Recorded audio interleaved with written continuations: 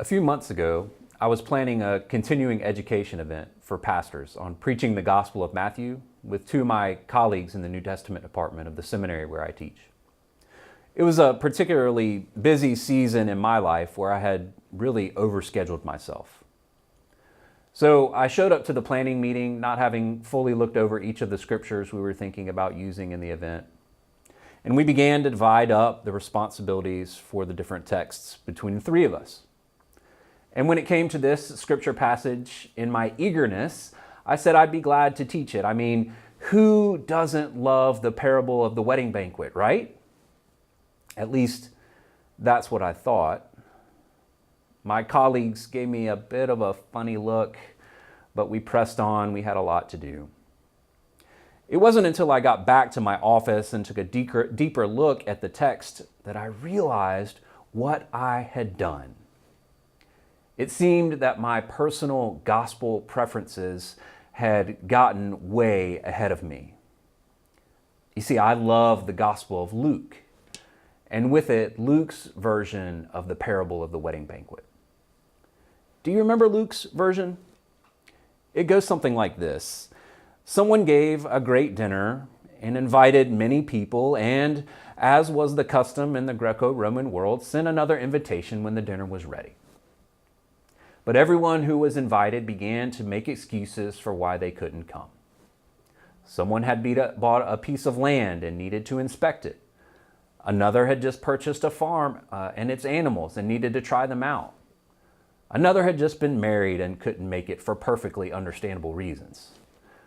So the servant reports back to the owner of the house and was sent back into the streets to bring in the poor and the physically disabled. When there was still more room after those had come in, the servant is sent back out to get anyone and everyone to come in and fill the house for the feast. And the master simply says at the end of the parable that no one who was invited will taste the dinner. Well, Luke's version gives me warm fuzzies all over. Now this is a vision of God's realm. Everybody gets a place at the table, especially those who stand on the margins, those who lack power and prestige and status.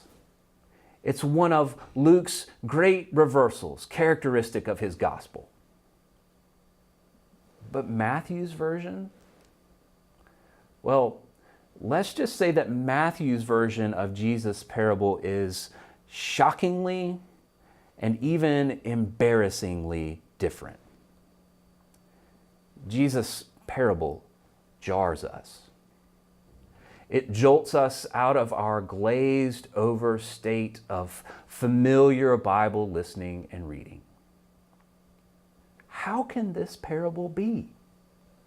What started out innocently enough as a dinner invitation to a wedding feast has suddenly turned into an episode of Game of Thrones.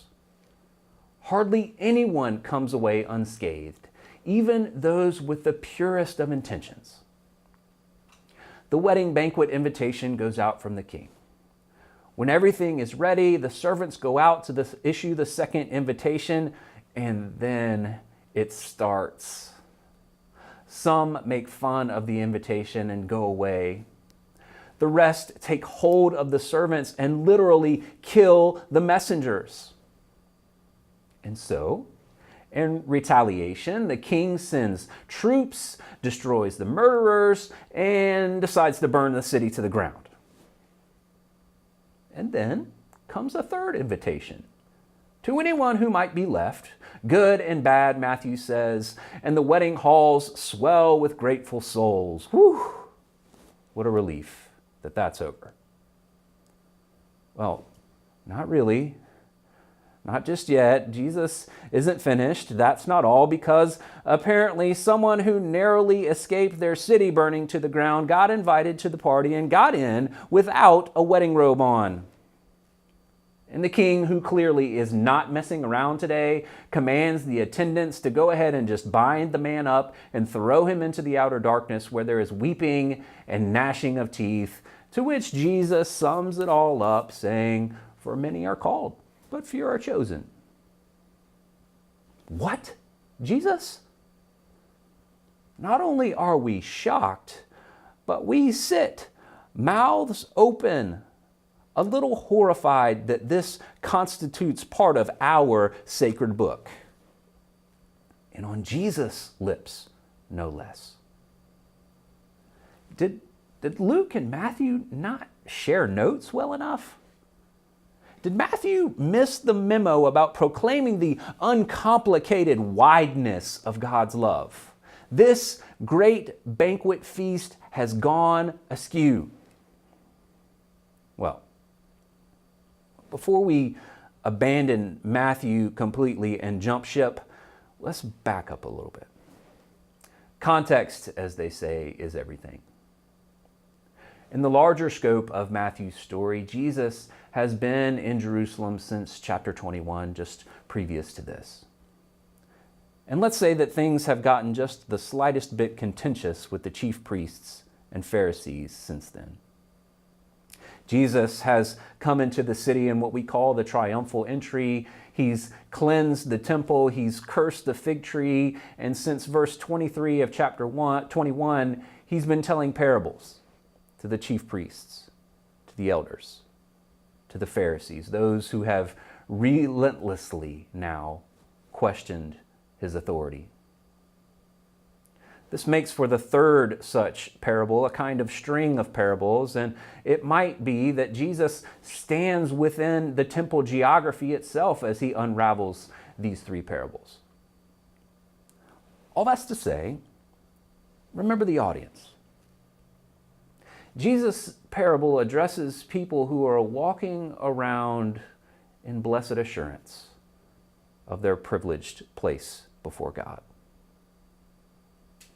And what's more, perhaps Matthew might also be making a kind of retrospective theological commentary on the leaders Jesus is addressing.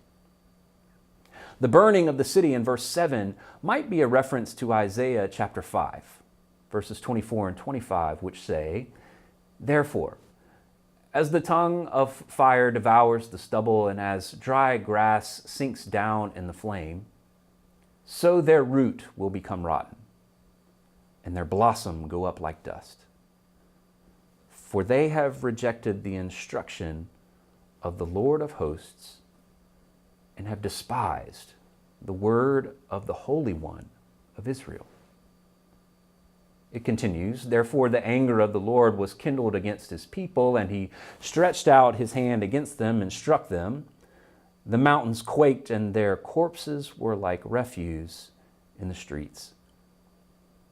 For all this, his anger has not turned away, and his hand is stretched out still."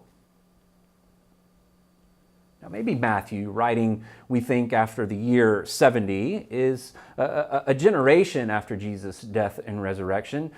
Maybe Matthew, writing at this time, means to suggest that the destruction of the temple and the takeover of Jerusalem in year 70 was some kind of divine judgment for the rejection of Jesus. A kind of theological explanation for a very awful socio-political reality. The Bible makes this kind of move often enough, and it's in Matthew's character to reference the familiar Hebrew scriptures.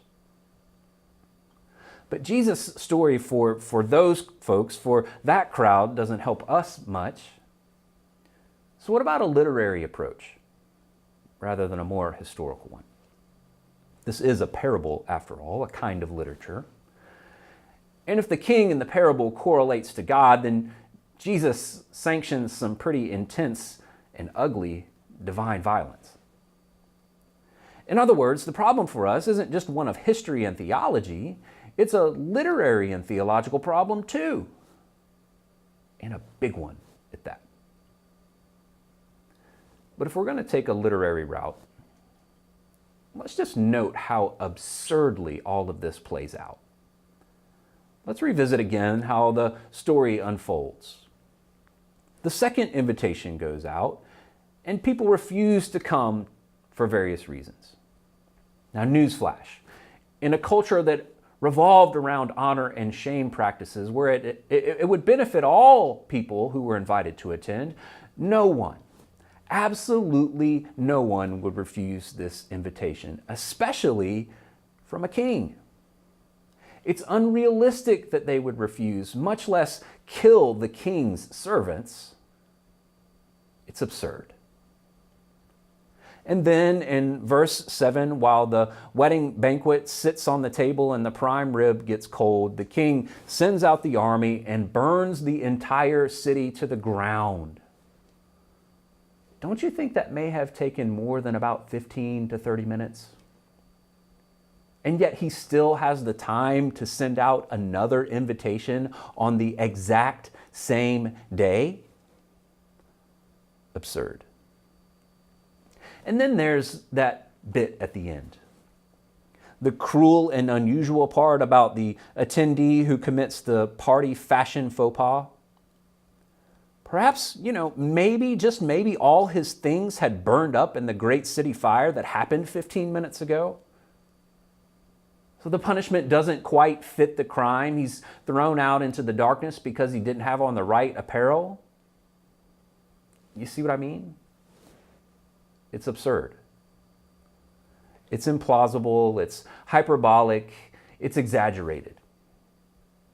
And so if that's the case, we need not read this story so strictly or so fearfully. God is not interested in violent judgment. But that doesn't mean we shouldn't take the parable seriously. The invitation to God's great feast is indeed serious. God's heart is set on lavish welcome, not on fierce judgment. And so the invitation comes freely, and it is to a feast after all. But it is a serious invitation. The parable describes disappointment in those who refuse this serious invitation to the feast. And counter to the expectations of some, the invitation does come, even if a bit late, to those who stand on the margins of power and privilege and status. Matthew's parable says that both good and bad receive the invitation. God welcomes all to the feast. And it is a serious invitation, not to be trifled with. But there's a catch to this wide welcome, according to Matthew. If you go on to almost any church website these days, you'll see in the list of what to expect an indication to, quote, come as you are. Now, this is a great thing, mind you. I believe my dearly departed grandmother would still to this day be sitting in judgment of any woman who wasn't wearing a skirt or dress to church. Pants on church-going women were just a step too far for her. But somewhere in the early 1990s, majority white North American congregations got hip to this idea of becoming more, quote, seeker sensitive. So it became acceptable, not just to wear pants or jeans, but shorts and flip-flops, just as long as people showed up. Come as you are. The idea, of course, was that the way we dress to attend worship services indicates something larger, spiritually speaking. Come as you are, including all your fears, all your reservations, all your imperfections, your baggage, your struggles, your questions, your doubts, and so much more. You don't have to pretend. You don't have to put on a facade. Come as you are. This was a good move for congregations. But it's not quite Matthew's move. Not exactly. We might come as we are, but something is expected of us if we show up. In responding to our invitation to join the feast, we do not simply come as we are and stay that way. As Matthew's wedding guest shows us, we have to put on our party clothes too. The gracious invitation of God provokes a change in us. Life in the realm of God is more than just showing up. You might come as you are, but there is no possibility that you remain that way. Responding to God's gracious invitation requires nothing less than conversion on our part, transformation, newness. But not in a stern way. Remember, this is a wedding feast in the realm of God, for goodness sake, a party. So dour condemnation, forced do-gooding, and morality policing is not how this thing works, people. Not when there's joyous, celebrating, eating, drinking, and dancing to be done in the realm of God. If we show up to God's great feast, we are also invited to conform our lives to the ways of the welcoming, feasting, partying, joyous realm of God. A realm where love radiates from our every action, where human-made borders and boundaries disappear, where peacemaking and justice doing and mercy granting are part and parcel of the party's code of conduct. We are invited to conform our lives to the ways of the realm of God, where all have enough to eat and all have a place to lay their heads, and where none live in fear from any death-dealing ism that might inflict terror upon their lives. For you see, God, our host, is not engaged in violent judgment, but in the work of wiping away all the tears of this world. We are invited to feast, and feast well at God's great banquet party. God calls us to transformation, to newness, no matter what place in life we've received our invitation. Do not fear this parable. It's supposed to shock us out of our complacency and our all too easy blessed assurance. So go ahead. Come as you are, but do not stay that way. Put your kingdom clothes on. For the feast is far too magnificent for us to remain in these old rags. And it's far too wonderful for us to remain the same.